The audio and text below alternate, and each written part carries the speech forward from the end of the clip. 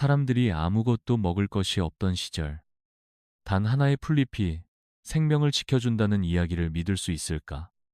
전쟁이 끝난 뒤 쌀이 귀하던 시절, 어린 시절의 할머니는 들판에서 어떤 풀을 따와 삶아 식구들과 나눠 먹었다. 그 풀은 입맛을 위한 것도 아니고 맛있는 것도 아니었지만 생명을 이어가기엔 충분했다. 그런데 지금 우리는 그 풀을 뭐라고 부르는가? 대부분의 사람들은 이름조차 모른다. 어떤 이는 그것을 잡초라고 부르며 거침없이 뽑아버린다. 하지만 그 풀은 조선전쟁 이후 혹은 더 이전의 가난과 기근의 시대를 견뎌낸 우리의 조상들에게는 생명을 지켜주는 생존의 식물이었다. 지금 이 순간에도 그 풀은 어딘가 밭 가장자리나 정원 한쪽에 자라고 있을 것이다. 하지만 우리는 그것을 알아보지 못한다. 왜 그럴까? 왜 그런 중요한 생존의 지식이 세대를 거치며 사라졌을까? 왜 그 식물이 더 이상 식탁에 오르지 않게 되었을까? 이 이야기는 단순히 잊혀진 풀 하나에 대한 것이 아니다. 이것은 우리가 얼마나 쉽게 자립할 수 있는 능력을 잃어버렸는지, 그리고 그 지식을 되찾는 것이 얼마나 중요한지를 보여주는 이야기다. 오늘 우리는 그 식물의 정체, 그것이 왜 사라졌는지, 그리고 그 뒤에 어떤 이익과 논리가 작용했는지를 함께 살펴볼 것이다. 이 이야기를 끝까지 들으면 당신도 분명히 누군가에게 이 풀의 이름을 알려주고 싶어질 것이다. 그 풀의 이름은 바로 명아주다. 지금은 그 이름조차 낯설게 느껴지겠지만 단 몇 세대 전만 해도 농촌에서는 아주 익숙한 존재였다. 강원도 산골에서 자란 어느 할아버지는 이런 이야기를 들려주셨다. 어린 시절, 전쟁의 폐허가 남긴 것은 텅 빈 창고와 배고픔뿐이었다. 식량 배급도 제때 오지 않던 그 시절, 그는 어머니와 함께 봄이면 산비탈을 올라 명아주를 따오곤 했다고 한다. 어린 손에 들린 작고 연한 풀잎 한 줌이 가족의 저녁 식사를 책임졌다. 그 풀은 국이 되어 밥상에 올랐고 한 모금의 국물은 허기를 달래주는 유일한 위안이었다. 그 시절 사람들에게 명아주는 단순한 채소가 아니었다. 그것은 삶과 죽음 사이에서 선택할 수 있는 몇 안 되는 자원이었고 그 존재 자체가 희망이었다. 그러나 산업화와 함께 상황은 급격히 바뀌었다. 식량이 풍족해지고 대형마트와 편의점이 골목마다 들어서자 사람들은 더 이상 들판의 풀을 찾지 않게 되었다. 명아주는 점점 밭의 가장자리로 밀려났고 어느새 이름 없는 잡초로 전락했다. 오늘날 많은 사람들은 정원에 저절로 자란 이 식물을 보면 제초제를 뿌리거나 뽑아버린다. 그 누구도 이 풀이 과거 얼마나 귀중했는지를 떠올리지 않는다. 지식은 전해지지 않았고 기억은 흐려졌다. 마치 누군가 일부러 지워버리기라도 한 듯이 명아주는 우리의 기억에서 사라졌다. 그러나 이 사라짐은 단순한 무관심 때문만은 아니다. 그것은 점점 더 분명한 의도를 가진 체계적인 배제의 결과였다. 왜 그런 일이 벌어졌는지를 이해하기 위해선 먼저 명아주라는 식물에 대해 조금 더 깊이 알아볼 필요가 있다. 명아주는 학명으로는 체노포디움 앨범이라고 불리는 식물로 전 세계 온대 지역에서 자생하거나 귀화되어 자라고 있는 풀이다. 한국에서는 지역에 따라 땅비름, 고무나물 등 다양한 이름으로 불렸지만 대부분은 명아주라는 이름으로 기억한다. 이 식물은 높이가 사람 무릎에서 어깨 높이까지 자라며 하얗고 잔잔한 꽃이 줄기를 따라 무리지어 피는 것이 특징이다. 잎은 다이아몬드 모양이나 오리발처럼 생겼으며 뒷면에는 희끄무레한 분이 묻어 있어 다른 풀들과 쉽게 구별된다. 이런 명아주는 농부들에게는 오래전부터 익숙한 존재였다. 밭두렁이나 집 주변, 심지어 마을 길가에도 자연스럽게 자라났으며 특별히 심지 않아도 매해 봄이면 어김없이 모습을 드러냈다.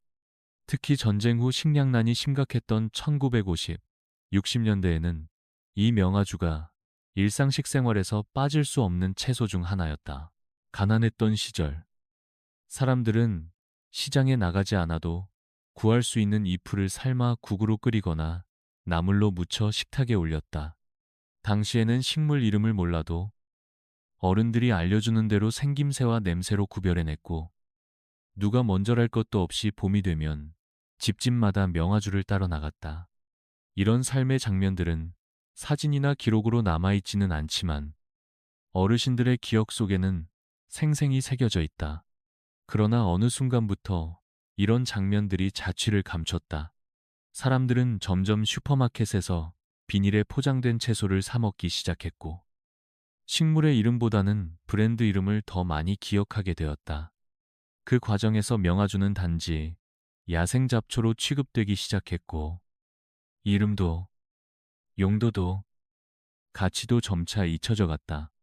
이제는 그저 무심코 밟고 지나치는 풀일 뿐이지만, 이 식물의 본래 역할과 가능성은 지금 다시 주목받을 가치가 충분하다. 그 이유는 단순히 과거의 향수 때문만이 아니라 그 안에 담긴 생존력과 영양학적 우수성 때문이다. 명아주가 단순히 과거의 생존을 위한 식물이었기 때문에 주목받아야 하는 것은 아니다. 오히려 지금 다시 이 식물에 관심을 가져야 할 진짜 이유는 그 놀라운 영양 성분과 강인한 생명력에 있다.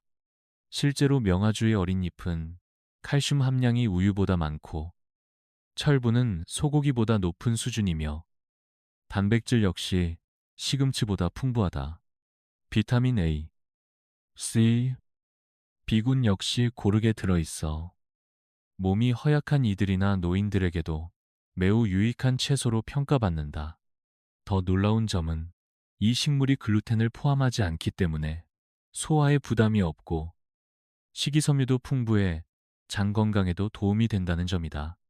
뿐만 아니라 명아주의 씨앗은 단백질 함량이 15% 이상으로 매우 높으며 필수 아미노산인 라이신도 함유되어 있다. 이 성분은 쌀이나 밀 같은 곡류에는 부족한 경우가 많기 때문에 명아주는 영양 균형 면에서도 탁월한 식재료가 될 수 있다. 씨앗은 그대로 밥처럼 지어 먹을 수도 있고, 곱게 갈아 가루로 만든 뒤 찌개에 넣거나 반죽에 활용할 수도 있다. 예로부터 인도나 중앙아시아에서는 이 씨앗을 곡물처럼 저장해 두었다가 겨울철 식량으로 활용했으며, 최근에는 건강식 붐을 타고 슈퍼푸드로 재조명되기도 했다. 무엇보다 이 식물의 가장 큰 강점은 바로 재배 조건에 대한 적응력이다. 척박한 토양에서도 잘 자라고, 뿌리를 내리면 가뭄에도 버텨낸다.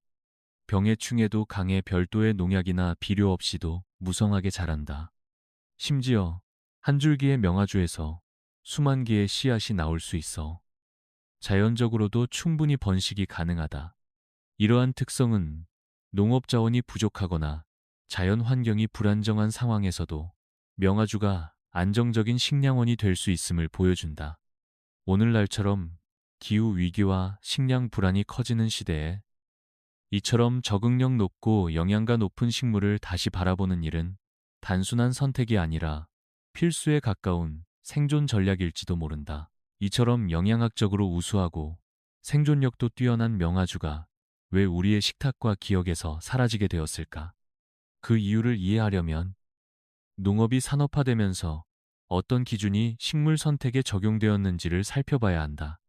산업화된 농업은 효율성과 예측 가능성을 중시한다. 기계로 쉽게 수확할 수 있어야 하고, 저장과 운송이 용이해야 하며, 외형과 수확량이 일정해야 한다.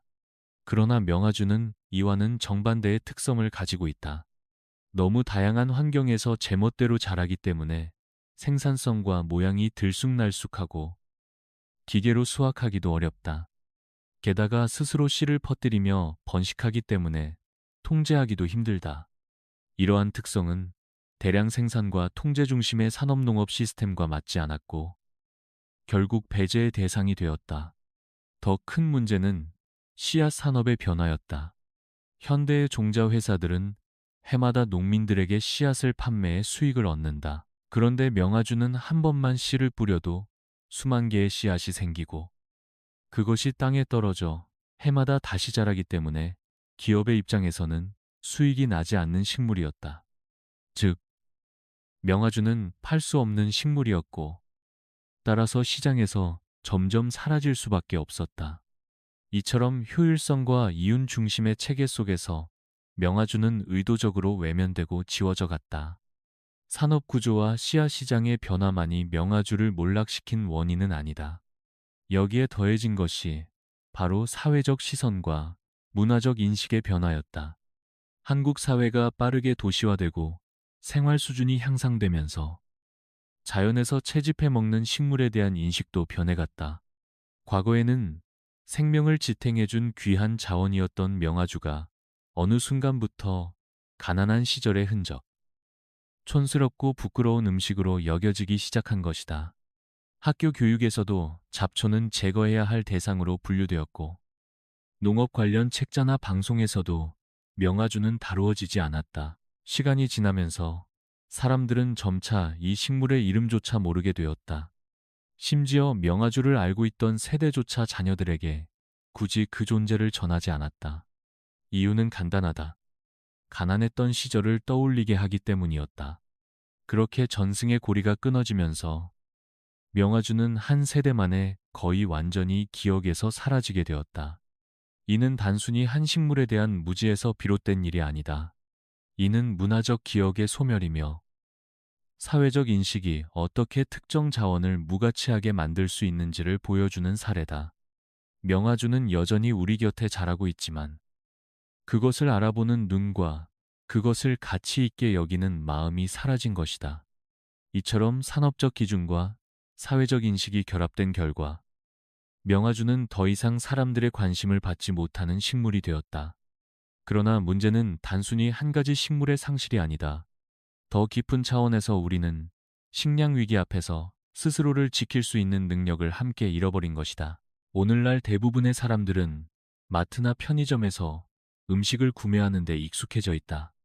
식탁에 오르는 모든 재료가 포장되어 판매되는 세상에서 자연에서 채집하는 식물은 더 이상 삶의 일부가 아니다. 그 결과 위기 상황에서 무엇을 먹을 수 있는지, 어디서 식량을 찾을 수 있는지 아는 사람은 거의 없다. 기후 변화와 세계적인 공급망 불안정 속에서 식량 시스템은 점점 더 취약해지고 있다. 자연재해나 전염병, 정치적 갈등 하나만으로도 농산물 유통이 멈추는 일이 이제는 낯설지 않다. 그런 상황이 닥쳤을 때 과연 우리는 무엇으로 살아남을 수 있을까? 그 답은 어쩌면 지금 우리의 발밑에 자라고 있는 잡초 속에 숨어 있을지도 모른다. 명아주는 바로 그런 식물이다. 땅만 있으면 자라고 별다른 손질 없이도 생존하며 우리 몸에 꼭 필요한 영양소를 공급해주는 존재.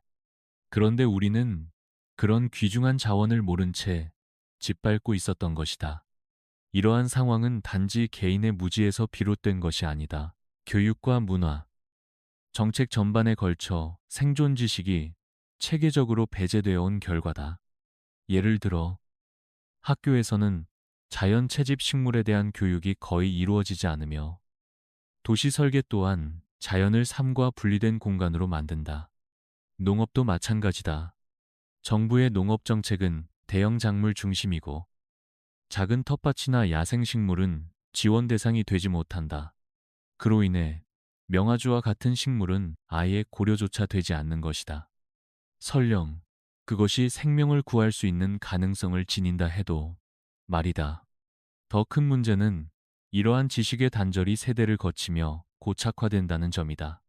할머니가 알고 있던 식물을 손자 세대는 아예 들어본 적도 없다. 살아있는 지식이 단절되면 그것을 복원하는 데는 훨씬 더 많은 시간과 노력이 필요하다. 그렇기에 지금 우리는 단순히 풀 한 포기를 다시 배우는 것이 아니라 잃어버린 자립의 기술, 생존의 감각을 되찾는 출발점에 서 있는지도 모른다. 명아주를 기억하는 일은 결국 우리 스스로를 다시 살피고 미래를 준비하는 일이기도 하다. 이제 우리는 단순히 명아주라는 식물 하나의 이야기를 넘어서 우리 삶의 방식 전체를 다시 돌아보게 된다.